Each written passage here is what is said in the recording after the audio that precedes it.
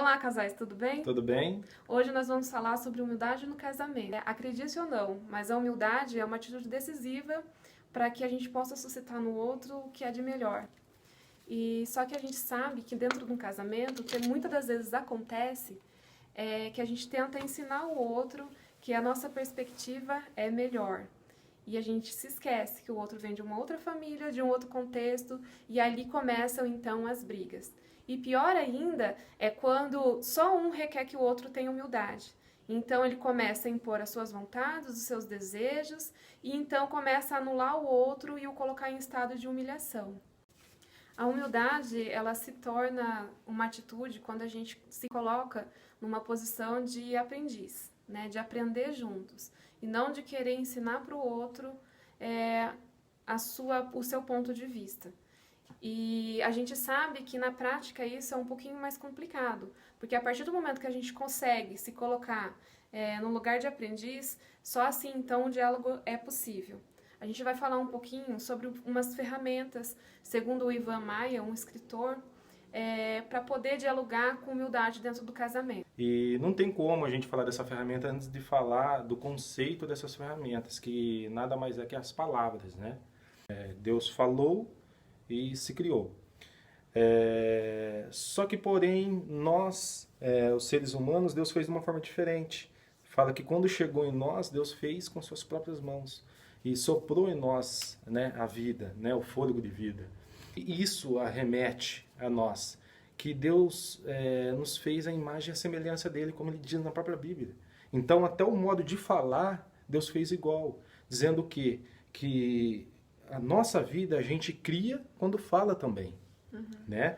E nesse conceito, ele cita a questão de palavras, porque palavras, você falando, muda seus pensamentos, mudam seus sentimentos, que seus sentimentos mudam seus comportamentos, né? E você mudando nos seus comportamentos te trarão resultados diferentes, né? Muitas dessas brigas têm a ver com isso, um querendo provar que o outro está errado, ou o outro querendo provar que está certo, né? Tinha um casal, né, que estava indo para uma festa, e eles tinham a intenção daquele dia de ter um dia incrível e uma noite melhor ainda, uma noite incrível. E quando eles estavam indo para esse lugar que não era conhecido pelos dois, eles estavam usando o GPS. O homem dirigindo, a mulher no GPS. Ele chegou num determinado ponto da ida deles que tinha que virar para a direita. O GPS estava mandando para a direita, só que o homem do nada falou assim, não, tem que ir para a esquerda. E a mulher falou assim, não, né, o GPS está falando para ir pela direita. Ele falou assim, não, mas minha intuição está falando para a esquerda, eu vou para a esquerda. E ele foi para a esquerda, né?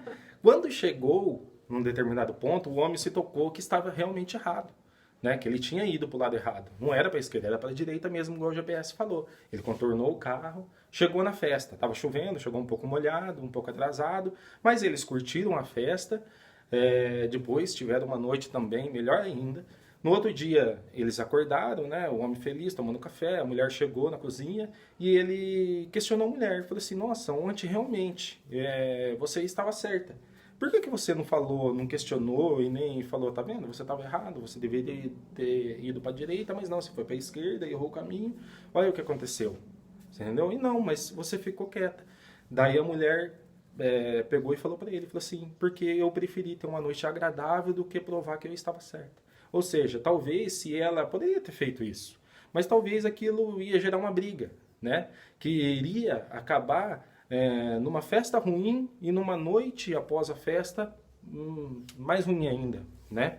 Então ela teve a sabedoria de ter ficado quieta e depois, no outro dia, eles pegaram e resolveram o assunto, né? O que eu quero dizer com isso? Que às vezes é melhor a gente arrancar, igual Salomão falou, né? Tirar a lenha para o fogo se apagar. E nesse contexto, o Ivan, no caso, ele cita duas ferramentas, né? E essas duas ferramentas, uma se chama coerência e a segunda se chama confluência, tá? A questão da coerência se aplica nessa questão que eu falei para você, né? Nessa questão da mulher ter esperado o momento certo para poder conversar a respeito daquele assunto, né? Um assunto que vai te levar para uma discussão, né? Você sabe quando esse assunto chega, quando essa hora vai chegar. Então, o que que ele fala para você? Para você desconversar. Você desconversa e deixa esse assunto para uma outra hora. E se mesmo assim ela insistir com você, você fala assim, olha, meu amor, nesse momento eu não quero conversar sobre isso, o momento está tão legal, a gente está conversando sobre várias coisas, vamos deixar isso daí para outro horário, vamos deixar isso para outro dia para a gente conversar sobre esse assunto. Mas tem que deixar estipulado o dia. Exato, é lógico que falar. eu tô falando, se é um problema que atinge o casamento, tem que ser discutido, tem que ser tratado, tá bom? Se você conversar sobre um assunto no momento errado, vai gerar uma briga, você entendeu? E vai causar espaços, pontes, você vai falar o que não deve às palavras, olha as palavras novamente, né? Você vai falar o que não deve e vai causar um distanciamento maior ainda, e esse problema que era talvez um problema pequeno vai se tornar um problema maior ainda, tá bom? Então esse se aplica na questão da coerência. Outra questão é a questão da confluência. Só que nessa confluência ele cita 3 exemplos, tá? E nesses 3 exemplos, a primeira é plena, a segunda são de ideias e a terceira são de razões, tá? Novamente um exemplo. Você sai para poder fazer algum serviço na rua e a sua esposa pega e fala para você, olha, já que você vai sair pela rua, você pode passar no mercado e comprar isso e isso que está faltando, eu vou terminar o almoço aqui, cuidar das crianças, terminar o almoço, você traz isso para mim, eu pego e consigo terminar o que eu tenho que terminar aqui, não preciso sair. Você fala, ok, tudo bem, eu passo, daí você sai, vai, faz o que tem que fazer e volta para casa, né? E quando você entra em casa, a mulher vê você sem o pacote, você entendeu? Ela já começa a falar. Fala assim, não, mas que você fez isso, você fez aquilo, eu tô cuidando das crianças, você saiu, eu pedi pra você, você não me ouviu, você entendeu? Você não me ouve e agora eu não vou conseguir terminar o que eu tenho que terminar, eu vou ter que sair daqui, vou ter que ir lá fazer o que eu pedi pra você ter. Com razão, por quê? Você esqueceu mesmo, você entendeu? Você esqueceu, e ela tá coberta de razão, você entendeu? Só que ao invés, né, de a mulher, porque a mulher você sabe que é assim, às vezes, né, às vezes ela tá com vários problemas na cabeça, uma criança que não acordou bem no dia, é choradeira, ou é alguma coisa que ela não conseguiu realizar, a gente sabe como que é complicado. Então, em vez de você chegar e querer rebater a entonação dela, ou querer brigar, xingar, ou levar isso para outro patamar, ele dá uma ferramenta que você vai falar exatamente assim, tá? Você está coberta de razão, meu amor. Lógico que você fala do jeito que você quiser, tá? Mas eu falaria assim, você está coberta de razão, meu amor. Eu errei mesmo, eu esqueci mesmo, mas eu estou saindo, eu vou lá buscar para você, tudo bem? Acabou ali o assunto. Se o problema for por causa disso que você esqueceu, o assunto vai morrer ali, tá? Segundo exemplo, mesma coisa, você saiu, esqueceu, chegou, só tem um detalhe, você passou nesse lugar que ela pediu para você pegar e não tinha o produto, e você veio para casa. Então, você vai chegar, ela vai vir com essa mesma conversa, igual eu falei para você, só que aí, nesse ponto, você tem razão. Por quê? Não tinha um produto, como que você vai trazer um produto que não existe? Só que, daí você pode o quê? Provar que você está certo.